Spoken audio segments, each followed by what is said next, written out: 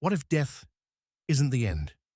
Right now, in underground facilities in Arizona and Moscow, bodies of people who legally died, some over 50 years ago, are hanging upside down in giant steel tanks, frozen at minus 196 degrees Celsius, waiting, not for heaven, not for reincarnation, but for the future. This isn't science fiction. It's called cryonics, and it's real. The first man to ever undergo this process was James Bedford, a psychology professor who died in 1967. Instead of being buried, he was frozen in liquid nitrogen. His body is still preserved today, over half a century later. Why? Because he believed death wasn't final, only temporary. That maybe, someday, medicine would be advanced enough to bring him back. And he's not alone.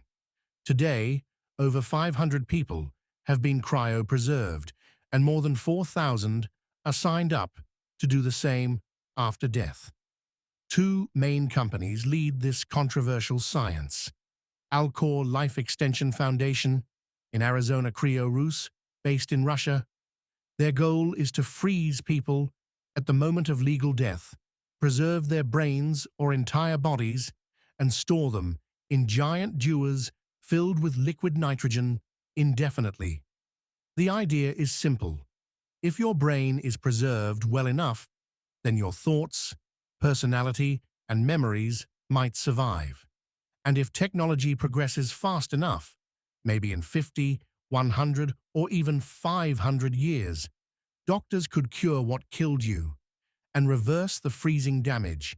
But it's not cheap. Alcor currently charges $80,000 to preserve just the brain, neuropreservation, or $200,000 for a full-body procedure.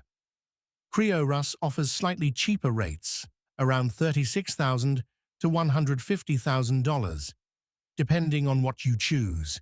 And yes, there's a wait list. Thousands have prepaid, some through life insurance. Some even carry a Cryonics ID tag on their wrist in case they die unexpectedly. And this isn't some hidden operation.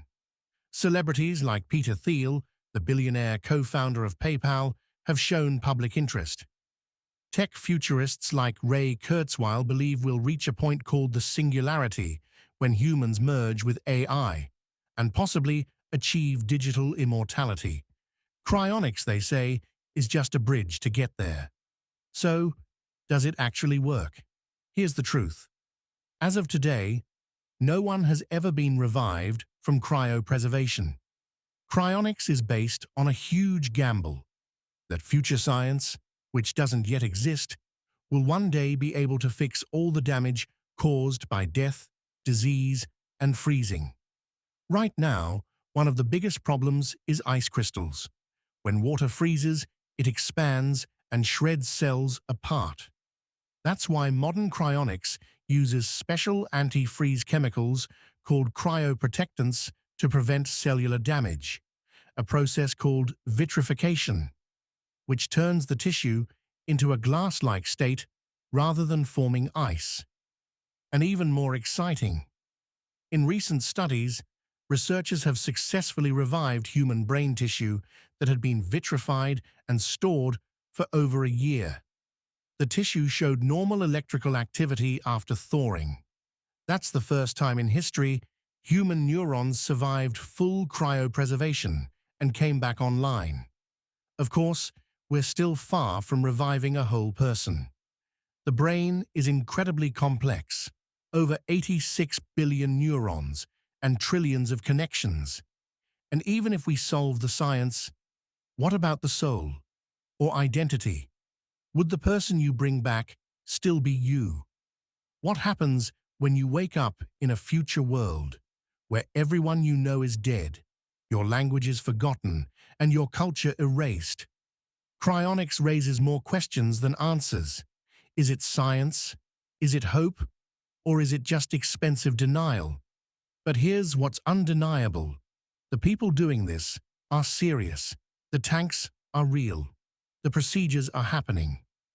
And you can sign up today. So ask yourself, if you had the money, would you freeze your body after death? Would you take a gamble on future science to bring you back, even if it's 200 years from now? Or do you believe death is sacred, natural, and final? Let me know in the comments. And remember, cryonics isn't about cheating death. It's about refusing to surrender to it.